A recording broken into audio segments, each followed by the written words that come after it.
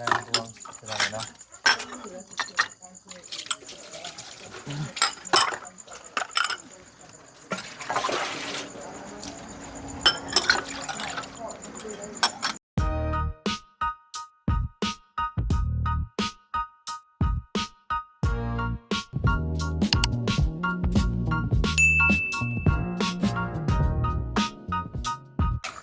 สบายดีเด้อไว้ฟังเด้อ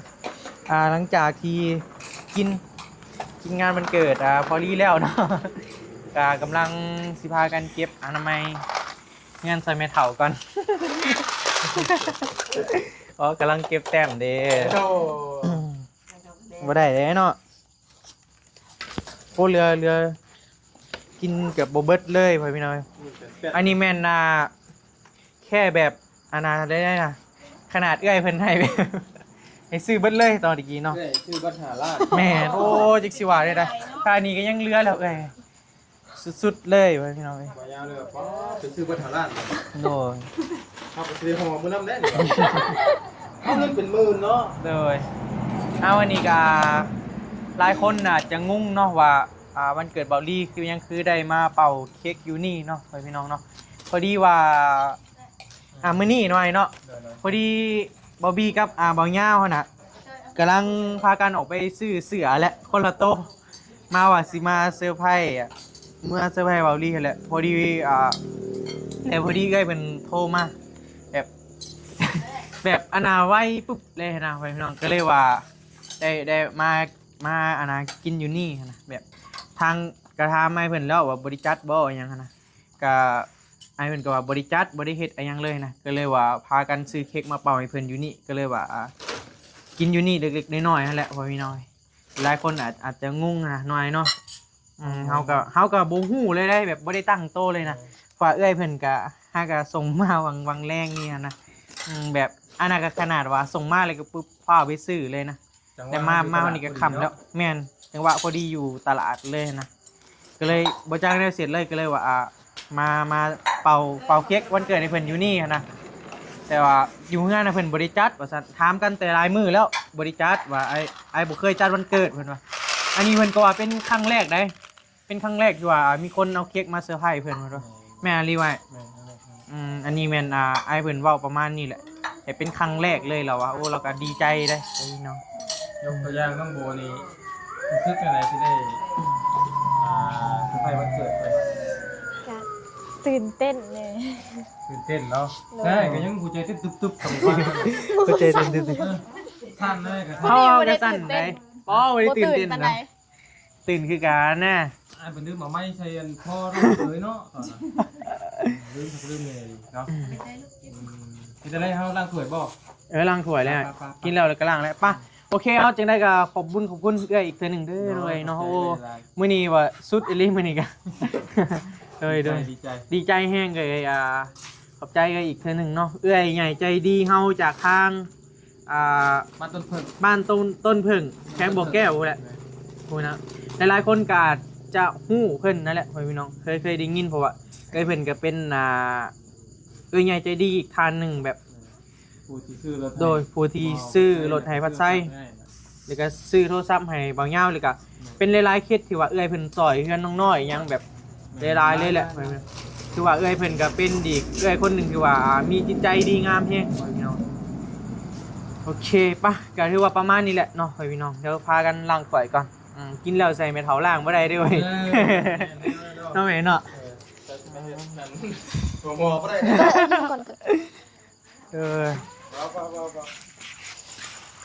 ล้างนี่ไว้จักแล้วเราล้างอยู่ได้ล้างใส่โบล่างนี้แล้วอยู่นี่บ่ล่างอยู่ใส่อยู่นี่ก็ได้เอาได้ไหมได้ไว้ตั้งไว้นี่ก็ได้บ่กันไอ้เจ้าทีนะ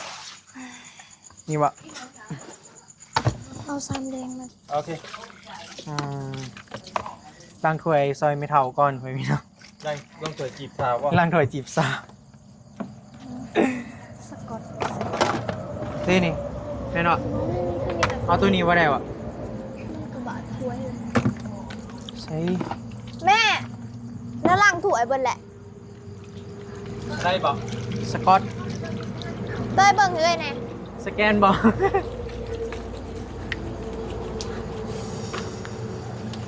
คำแล้วไปพี่น้องเอ้ย เพราะว่าแต่ค่ำนะเลิกเลยนี่ เด็กแล้วเดี๋ยวล้างถ้วยซอยเพิ่นแล้วก่อนถึง เมื่อ ค ไร รับ เขาถามเมื่อไรเพราะเมื่อไรเขาจะบอก ฮะโอ้เบลอะ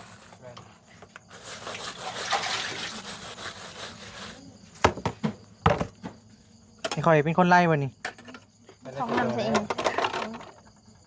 เอง เอา เค โอย เค รัง โอ เค เค ยว่าอยู่หันเคยดิเคยเหรอ เจ้ามาเขาล่างบ่เลย บอก เจ้ากันเนาะโอ้ เคยไปเบิ่งให้เลยแน่ บุคือ เพราะว่ามันมีคนเห็ดได้ไง เข้าใจ บ่ได้เห็ดอันนี้บ่ได้เห็ดอันนี้ เข้าใจ ไทยเวียกอันอื่นนะเฮ็ดแต่ว่าเวียกไปนี้บ่ได้เห็ดเนาะ คือกันอะไรกัน ดู การที่เจ้าส่วนมากล้างถ้วยล้างจานอะไรก็ได้ง่าย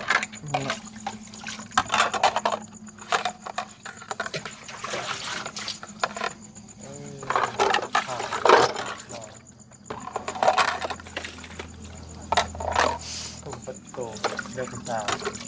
ฮะ ว่าเดือดสาวทุ่มประตูเนาะ หมดโตบ่เคยเห็ดก็ต้องได้เห็ดเลยเนาะบ่ได้เลยไม่เท่ากันแนมอยู่นี่ ไม่เก่ากระเดียม พ่อกัน เราไปล่างก็นี่นะ เพื่อนคือเก่า เพื่อนเก่าบอสที่ล่างจอบจอบไปเขาไปล่างปั้มเขาคนคือเอาเพลงครับผม เขาได้ 30 โอเพลงเนาะ เช้าก็ยังดีเราเปิด 20,000ก็เหลือแล้วว่ะเห็นบ่ ของนำที เกินยุ่ เขาน้ำทิมอ่ะไปเขาใจถิ่มดีใจเย็นไม่เท่านังใกล้พ่อก็ให้ป้อนวางไม่เท่าอยู่เลยเนาะโอ้ เอาไว้ดิ ไว้ดอกเนี่ยนี่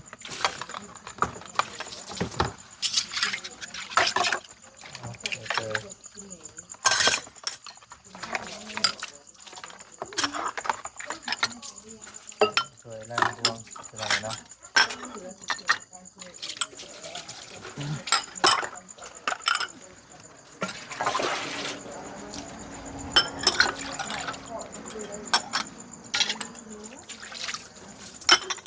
อิงว่าเงินน้องจะอันน้องโบอิงหรือเปล่า อิ่มแล้ว แบบใส่แบบปะ แบตจะเบิด เอาแบบปล่อยสัญญาณมาตัว แบตไหมบ่ บอกแบบทำโทรศัพท์ ยังเหลยจักเปอร์เซ็นต์ เบิดกัน เอาของเฮาบ่เลยดอกเอา บอกอันในกล้องนี้ตัวนี้เป็นมีแต่ผมมีสัญญาณตัวมีเน็ตแต่เบิด เอากับมืออื่นผู้เกลือตอนแรงบ่ คอมเมนต์ เบตได้วะ อะไรมาคอมเมนต์นั้นหมู่ผู้ที่โทรมาหาไอ้กับ โอ้คิดว่าแบตอันแบตถ่ายรูปเบิดซะเหรอ บอกเบิดตัวที่ไอ้ปล่อยสัญญาณน่ะเบิด ยันหมู่ติดต่อหาบ่ได้เนาะ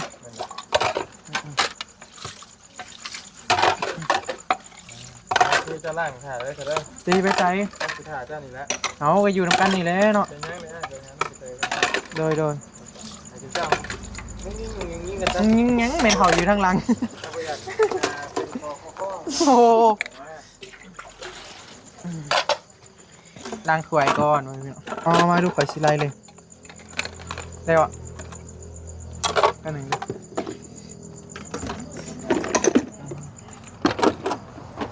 ใส่ปะ ไม่ล่ะ ขวบเซน ไล่เลยกดเส้นนั่นปะโอเค เอาหมดต้น เฮากับอีต้นจะยุ่ยเงาอ้าวฝนตกเนาะ โอเค เป็นน้ำเจ้าล่างเลยฝนจริงตกไง ล่างทุกคนตกตั้งมาครับ 30ปูเนาะหาใส่ได้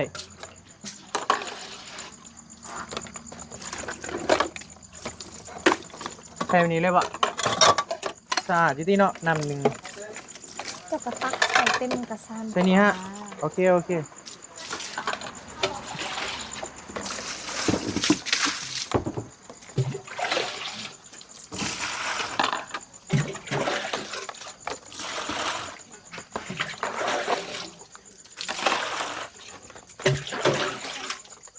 เอฟซีนี่แม่เจ้าก็ว่าก็เพื่อนแน่แหละเนาะไปได้มือนี่ความรู้สึกนะเป็นอะไรบ่ล่ะ จะตื่นเต้น ฮะ ตื่นเต้นอยู่ ตื่นเต้นเต้นลำวงบ่หรือเต้นเนี่ยตื่นเต้นแบบได้เลย โมโหนะสิวาดิ โมนะสิว่า จะตื่นเต้น เคยบอกมีคนมาแบบนี้พยายามอยู่ครบกันนี่เฮงคักเลยพี่น้อง เลย อันนี้วัดไซเวลยังก็บ่อยู่เด้กับทีมงานก็อยู่ครบกันปานใด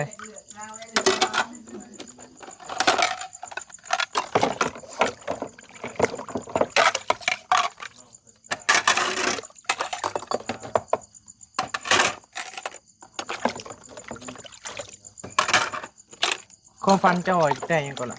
ไม่ได้แท็บเล็ตบ่ iPad iPad เอาไว้เฮียนว่ะล่ะคะแนนว่ามีอะไรมันสะดวกสบายบ่ มันก็สิสะดวกสบายขึ้นกว่าเก่า คันซื้อซื้อยังล่ะ หมักสีบัว สีบัวรุ่นประมาณเท่าไหร่รุ่นประมาณมันมีเด้อสิว่าได้วะแต่กาย iPad iPhone นั่นแหละเนาะมันบ่นี่คือความฝันของน้องเพิ่นไว้พี่น้องแต่บาร์บี้ก็อยากได้อยู่ตอนเฮียนนะกว่ามันได้ใส่เด้ตอนเฮียนเดี๋ยวเฮาเขียนหนังสือเนี่ยมันก็ง่ายแล้วเนาะมันได้ใส่มักสีบัวบ่สีดำสีขาวยังบ่มักบ่ล่ะ ก็ได้เบิดคัน บ่สีเจ้ามักที่สุดนะ ก็สีบัว สีบัวบ่ คันสี iPad เด้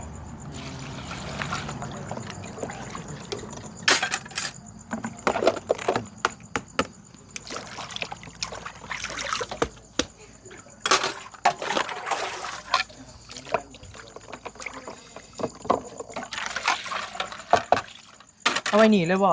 คะแนนฝนตกใส่ได้ซะ อย่ามัน โอ้บ่แท้ว่ะนี่ กับขวดไว้นี่ กลางแดดเลยอุ้ยคิดว่าไหม้ว่าตกใจดีว่ะคิดว่าไหม้ตกน้ำเลย มันหลอนเลย หลอนอยู่เว้ยนะอุ้ย โอ้ยมันผ่าไปใส่ดิ ผ่านอยู่วะนี่ ผ่าน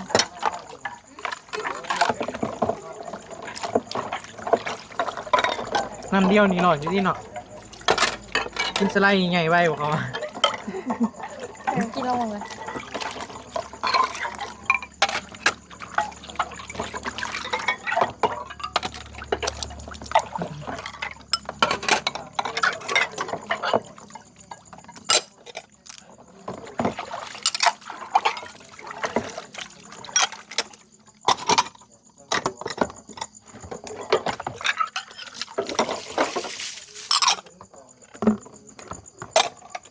ปึ๊บ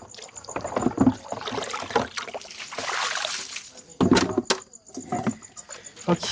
แล้วเลยตีนี่ แล้ว แล้วเฮ้ยพี่น้องใช่รอดได้นี่บอบบี้อะที่มือบาร์บี้เด้อเว้นที่มือน้องโบ น้ำกัน โฆษณาก่อนเอ้ยกาตอนนี้ก็ดึกเติบแล้วพี่น้องพอดีกับพากันเป่าเค้กให้ทางพอลลี่เนาะพากันกินเล็กๆน้อย เลย ๆตอนนี้ไอ้เป็นกับเมื่อแล้วอาจจะมีเป่าเค้กอยู่เฮือนอีกครับนะ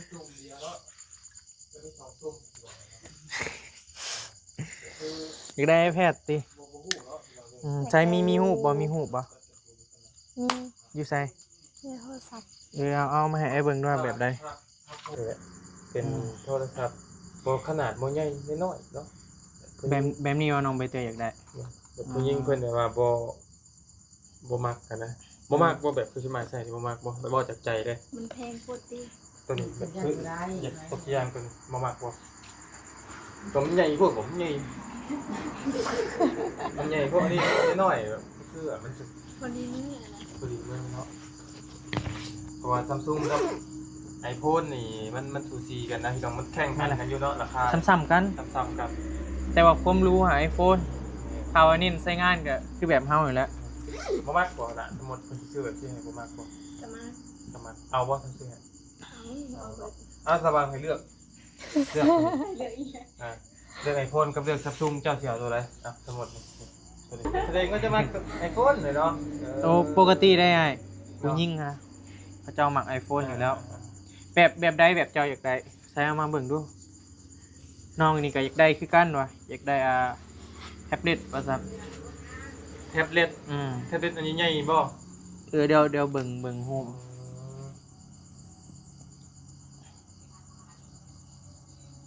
ความฝันของ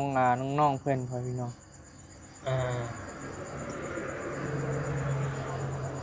อยากเบิ่งหั้นนะมักสีได้ล่ะโอซิบัวแบบนี้เนาะ แท็บเล็ตเนาะ เขาจะเอิ้นอะไรก็ไอ้กับบ้านนอกเอิ้นบ่เป็น iPad iPad Gen 11โอเคมักสีบัวแม่นบ่ล่ะสีอื่นก็บ่มักอีก ฉันสิอื่นก็เอาก็ได้สิเป็นหยัง CB ได้มักบ่ เอา พ่อเหยาะเลยล่ะเด้อ เริ่มหน้ามีก้อนก่อน แม่เข้าใจดี โอ้บอกบ่ได้แล้วเจ้าเห็นเพิ่นชื่ออันทะเลว่านี่บ่ได้กระเตื้อไปแกแล้วเหรอเจ้าอันทะเลเฮามัดใจแล้วทำนี่บ่ได้หรอกเหรอทำนี่มักทะเลกับทุเรียนก็ได้ ไอยังเกาะ iPad Gen 11ว่ะโอเคสีบัวมันสำคัญแฮงบ่ล่ะ กะ ติดกันเนาะให้ผักแกงกันนะ ดู จะได้เป็นยูดัมโบสิเป็นโดนนี่กันเจ้าเกียรติจ้างเนี่ยการเป็นเรื่องจะไม่ถามอยู่คนเดียวตอนเป็นยูดัม สิบ่อยากเมื่อยอีกบะทางนี้จ้ะติดทางนี้เด้ แม่ล่ะติดเลยเด้อยู่พี่ก็ติดพี่เด้ มาเพื่อนให้เพื่อนพ่อของเรานะ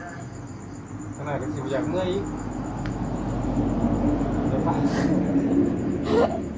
แม่สิเมื่อยก็ไว้เมื่อป่ะหมอนี่ ก็เดินกันเลยจะพาผมจะทำอะไรมาครับ อันนั้นแล้วซะเด้อทางง่ายก็สิออกมือคือกัน เลย ก็2มื้อนั่นแหละเพราะว่าเลิกตื่นนะมึงลูกของเต้ามันเพราะว่านอนนำจะเนาะตกใจไปหน่อยนะพี่น้องเนาะคอยสมบังเด้อทั้งน้องไว้เตยเนาะก็มุกกับ น้องโบเด้สั่งให้เราสมบังแหน่ ทั้งน้องโบนำเนาะ เลย เดือดตาปับตัว โอ้ย ส ล่ะ มบังเด้อทั้งสองคนนั่นแหละ เฮาเด้ซะ น้องวีกับคนสมบังกันเกี่ยวกับน้องโบเนาะ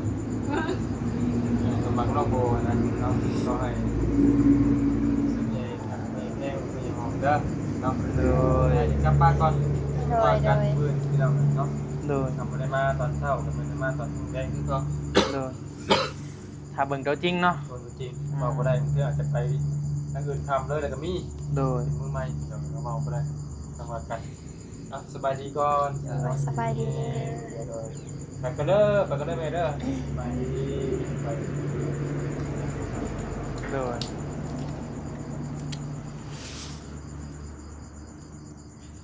iPad นี่มันยังได้แน่ล่ะมันซอยเฮาไปได้ กะก็คือว่าแล้วก็เบิ่งบทเรียนก็ง่าย เพราะว่ามันจอใหญ่แน่ อยากได้มาเรียนหนังสือติ แม่น ตอนนี้มีเงินโทมเท่าไหร่แล้ว ปล่อยฮอตเลย บ่ฮอดล้าน ปล่อยแล้วบอดลาด แม่น อัน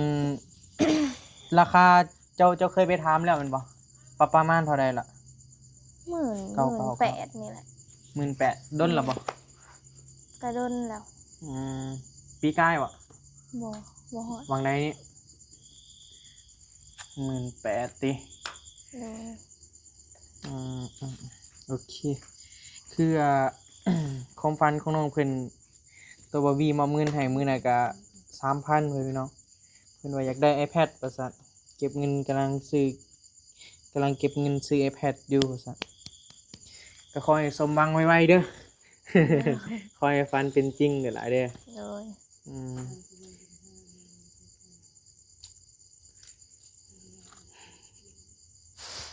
เป็นได้ไหมว่าร่างสวย บ่ ฮะ บ่ได้มื้อ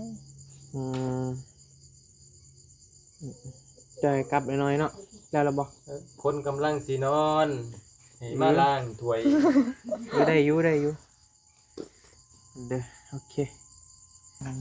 มาถาม คือมื้อนี้ก็อยู่กับแม่แม่นบ่ โดย เพราะว่าเบลบ่อยู่แม่นบ่เบลไปไทยพุ่นพี่อยู่กับแม่กับน้องใบเตยนั่นแหละขอใบเตยบ่มาอยู่นํก็อยู่กับแม่สองคนคือน้องเพิ่นก็เดินมาหาแม่ก่อนมาหล่ะมาพี่มาสบายดีเด้อแม่เด้อโดย หากะพากันกินอันนั้นแล้วพี่น้องเป็นอะไรแม่มื้อนี้ความรู้สึกเป็นอะไรแม่เคยมีบ่คนแบบมาหาประมาณนี้ ก็บ่ค่อยปานใด ครั้งแรกเนาะแม่เนาะก็พอดีมื้อนี้ก็คือบอบบี้เว้าหั่นแหละพี่น้องแบบมันแบบด่วนเลยนะ ก็เลยว่าได้เป่าอยู่นี่นะอยู่กับลูกสาว2คนเนาะแม่เนาะกำลังไปเตยถ้าว่ามื้อใดมีโอกับเดึกแล้วเนาะแม่เนาะจักมุ่งแม่กับ11:30นโอ้ขี่รถจักรไปเองบ่กับโรงงานกับบ่ไกลดอกก็ใกล้ๆนี่แหละถ้าว่ามื้อใดแม่เข้างานโอแล้วสมมุติเบลก็ไปเวียนบ่ได้ผู้นี้ถ้าไปเตยบ่มาก็อยู่เฮือนคนเดียวแม่นบ่ก็เลยว่าน้องเพิ่นก็เลยมาอยู่นำ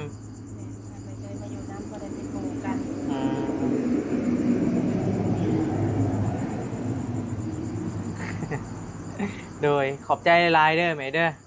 คือแม่เพิ่นโอ้มายามใดก็หาข้าวหาน้ำให้กินคู่มื้อเลยพ่อพี่น้องเอ้ยจนเกรงใจพุ่นแหละจนเกรงใจฮะ มันมีจี้กล้องที่เราอ่ะงานกินนะ โอ้ยบ่จี้แล้วก็เนาะหาแบบโอ้ยเนาะจนเกรงใจพุ่นแหละเอ้ยก็ขอบใจหลายๆเด้อแม่เด้อจักบ่จักแนวสิว่าแล้ว จนแบบว่าโอ้ยบ่อยากกล้าไปแล้วอะอ้าวมาบ่ได้กันเนาะไอ้ยาวเนาะโอ้แต่เพิ่นเอามาให้ก็คันเฮาสิบ่กินก็จักสิว่าได้พ่อพี่น้องมาก็เฮาก็หิวอีกบาดนี้ก็ใส่เลยแหละ มียังกระสูกันกิน เต็มที่ขนาดเลยได้พ่อพี่น้องเอ้ยก็ยอมรับว่าครอบครัวทุกคนเลยแหละพ่อเฒ่าแม่เฒ่าแล้วก็เบิดครอบครัวเขาเจ้าแหละใจดีพ่อพี่น้องยอมรับแบบกันเองที่สุดเลยนะยกเข้ามาก็ หาข้าวหาน้ำให้กินคู่มื้อเลยได้คู่มื้อบางทีมื้อละ2คาบก็มี เอาเด้อแม่เด้อกลับปะก่อนบาดนี้ขอบใจหลายๆเด้อไปสู้ๆเด้อหลายเด้อขอให้ความฝันเป็นจริงไว โดย ๆไปสบายดีเด้อบ๊ายบาย